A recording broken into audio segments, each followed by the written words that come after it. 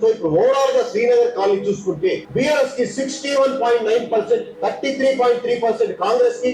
అదే ఇలాంటి యొక్క సర్వేలనే పటాపంచలు చేస్తున్నటువంటి కాంగ్రెస్ ప్రభుత్వం ఇంతకు మొదలు వీళ్ళ సర్వేలన్నీ ఏం చెప్పినాయంటే బీఆర్ఎస్ గెలుస్తుందని చెప్పి దెబ్బకు దిమ్మ తిరిగి మైండ్ బ్లాక్ అయిపోయి ఇమ్మీడియట్ గా కాంగ్రెస్ ప్రభుత్వం తెలంగాణ రాష్ట్రంలో ఏర్పాటైంది. కేకే సర్వే రిపోర్ట్ లో కాంగ్రెస్ పార్టీ జూబ్లీ హిల్స్ లో వెనుకబడిపోతా ఉందన్నటువంటి సమాచారం అందేందుకు ప్రయత్నం చేసి ఇలా 45 రోజులుగా కేకే సర్వే చేసింది జూబ్లీ హిల్స్ మొత్తం. కానీ 45 రోజులు సర్వే చేసినటువంటి విషయము కాంగ్రెస్ పార్టీ క్యాండిడేట్ ను లేట్ గా ప్రకటించడం ప్రభుత్వం మీద వ్యతిరేకత ఉంది అని చెప్పి చెప్పుకొచ్చినటువంటి అతనికి ఇలా నిన్న ఈ రోజు రేవంత్ రెడ్డి మీటింగ్ తో ఇలా కేకే సర్వే తుడిచిపెట్టుకుపోయేటువంటి పరిస్థితి. ఖచ్చితంగా రేవంత్ రెడ్డి జూబ్లీ హిల్స్ గానీ హైదరాబాద్ ను గానీ ప్రపంచ పటంలో ఎలా నిలబెడతాను, పేదలకు నేను మాటల ముఖ్యమంత్రి కూతుల ముఖ్యమంత్రిని కాదు నేను చేతుల ముఖ్యమంత్రి అని చెప్తూ నేను రేషన్ కార్డులు ఇచ్చాను, నేను వర్షాలు పడితే రోడ్ను పలగొట్టి మీ నాళాలను సాగు చేయించాను, మీరు నీళ్ళలో మునిగిపోకుండా చూశాను, ఇలా హైదరాబాద్ నగరంలో మీకున్న సమస్యలను పూర్తిగా తీర్చడానికి ప్రయత్నం చేస్తా ఉన్నాను, లేకపోతే మున్పు ప్రాంతంలో ఉన్న వాళ్ళకి కానీ పేదలను కానీ టోటల్ గా ఆదుకొని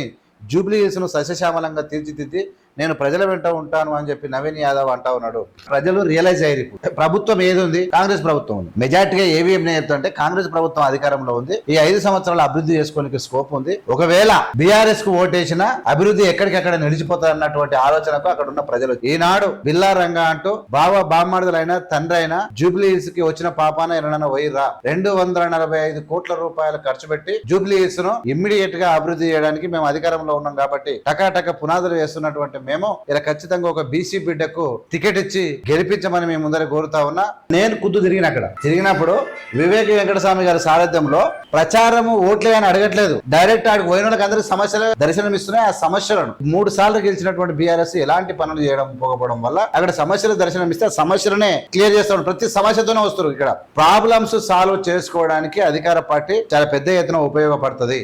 నమస్తే ఫ్రెండ్స్, ఈ రోజు 1-2 గంటల ముందు విడుదలైనటువంటి కేకే సర్వే రిపోర్ట్ లో కాంగ్రెస్ పార్టీ జూబ్లీ హిల్స్ లో వెనుకబడిపోతా ఉందన్నటువంటి సమాచారం అందేందుకు ప్రయత్నం చేసి కేకే సర్వేకి సంబంధించినటువంటి వ్యక్తి ఈ వ్యక్తి నెల రోజులకు ముందే చెప్పిండు కాంగ్రెస్ పార్టీ ఓడిపోతుందని. ఎందుకు చెప్పాల్సి వచ్చిందంటే ఖచ్చితంగా ఇక మనస్పర్ధలు వచ్చినప్పుడు కానీ ఇంకోటి కానీ జరిగేటివన్నీ ఇలాంటివి జరుగుతాయి. సరే, ఏది ఏమైనా తెలంగాణ రాష్ట్రంలో అధికారంలో ఉన్నటువంటి బీఆర్ఎస్ పార్టీ ఇలా 45 రోజులుగా కేకే సర్వే చేసింది జూబ్లీ హిల్స్ మొత్తాన్ని. కానీ 45 రోజులు సర్వే చేసినటువంటి విషయము అప్పుడు క్యాండిడేట్ ను లేట్ గా ప్రకటించడం, కాంగ్రెస్ పార్టీ క్యాండిడేట్ ను లేట్ గా ప్రకటించడం ప్రభుత్వం మీద వ్యతిరేకత ఉంది అని చెప్పి చెప్పుకొచ్చినటువంటి అతనికి ఇలా నిన్న ఈ రోజు రేవంత్ రెడ్డి మీటింగ్ తో ఇలా కేకే సర్వే తుడిచిపెట్టుకుపోయేటువంటి పరిస్థితి. ఖచ్చితంగా రేవంత్ రెడ్డి జూబ్లీ హిల్స్ గానీ హైదరాబాద్ ను గానీ ప్రపంచ పటంలో ఎలా నిలబెడతాను, పేదలకు నేను మాటల ముఖ్యమంత్రి కూతుల ముఖ్యమంత్రిని కాదు నేను చేతుల ముఖ్యమంత్రి అని చెప్తూ రేవంత్ రెడ్డి నేను రేషన్ కార్డులు ఇచ్చాను, నేను వర్షాలు పడితే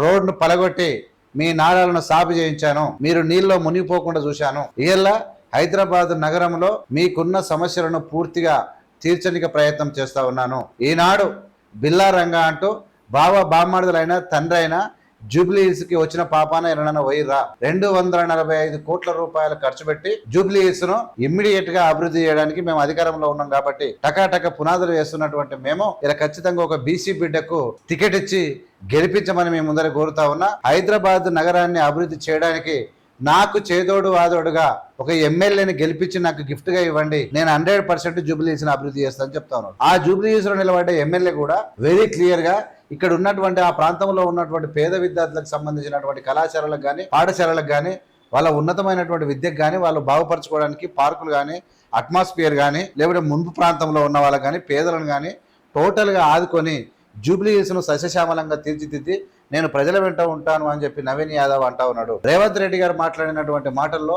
ఒక అద్భుతమైనటువంటి ఒక స్పీచ్ ఒక పవర్ కనిపించింది. నేను ఒకసారి ఈ కేకే సర్వే చూసినప్పుడు ఆయన మాట్లాడదాం, చూద్దాం ఏమయ్యా. 38 నుంచి 33 వాడిపోయిందని చెప్తా ఉన్నాడు. ఓటింగ్ పర్సెంటేజ్ ఇక్కడ తగ్గుదల కనబడుతుంది. అలాగే మనకు బీజేపీకి వస్తే ఇక్కడ 14.6% లాస్ట్ టైం 2023 లో ఉంటే ఇప్పుడు కరెంట్ పొజిషన్ 4.8%, అంటే దాదాపుగా 10% వరకు కోల్పోతుంది ఓటింగ్ పర్సెంటేజ్ లో బీజేపీ. సో ఇప్పుడు ఓవరాల్ గా శ్రీనగర్ కాలనీ చూసుకుంటే బీఆర్ఎస్ కి 61.9%, 33.3% కాంగ్రెస్ కి. అదే ఇలాంటి యొక్క సర్వేలనే పటాపంచలు చేస్తున్నటువంటి కాంగ్రెస్ ప్రభుత్వం ఇంతకు మొదలు వీళ్ళ సర్వేలన్నీ ఏం చెప్పినాయంటే బీఆర్ఎస్ గెలుస్తుందని చెప్పి దెబ్బకు దిమ్మ తిరిగి మైండ్ బ్లాక్ అయిపోయి ఇమ్మీడియట్ గా కాంగ్రెస్ ప్రభుత్వం తెలంగాణ రాష్ట్రంలో ఏర్పాటైంది. ప్రజలు రియలైజ్ అయ్యారు ప్రభుత్వం ఏది ఉంది, కాంగ్రెస్ ప్రభుత్వం ఉంది. మెజార్టీగా ఏవీఎం చెప్తుంటే కాంగ్రెస్ ప్రభుత్వం అధికారంలో ఉంది. ఈ 5 సంవత్సరాలు అభివృద్ధి చేసుకోనికి స్కోప్ ఉంది. ఒకవేళ బీఆర్ఎస్ కు ఓటేసినా అభివృద్ధి ఎక్కడికక్కడ నిలిచిపోతుంది అన్నటువంటి ఆలోచనకు అక్కడ ఉన్న ప్రజలు వచ్చి, ముఖ్యంగా షేక్పేట్ లాంటి ప్రాంతంలో రియల్ ఎస్టేట్ నడచలేదు అని చెప్తా ఉన్నారు. రియల్ ఎస్టేట్ అనేది ఒకే భూమిలో ఎప్పుడైతే ఉండదో, రేవంత్ రెడ్డి గారు కాదు కేసీఆర్ ఎలక్షన్ల ముందే రియల్ ఎస్టేట్ ఆగిపోయింది. మనం మూర్ఖంగా మాట్లాడే రియల్ ఎస్టేట్ అని ప్రొపగండా క్రియేట్ చేయడం కాదు. రియల్ ఎస్టేట్ అంటే 177 కోట్లు ఎకరం భూమిని అమ్మగలిగినటువంటి రేవంత్ రెడ్డి ఖచ్చితంగా రియల్ ఎస్టేట్ యొక్క భూమి అనేది భారతదేశంలో హైయెస్ట్ తెలంగాణ రాష్ట్రంలో ఉందని చూపించినటువంటి రేవంత్ రెడ్డి ఖచ్చితంగా హైదరాబాద్ నగరం గురించి అహర్నిశలు పనిచేస్తున్నటువంటి రేవంత్ రెడ్డి ప్రపంచ పటంలో హైదరాబాద్ నిలుపుతాడన్నటువంటి నమ్మకం ప్రజల్లో ఏర్పడదు.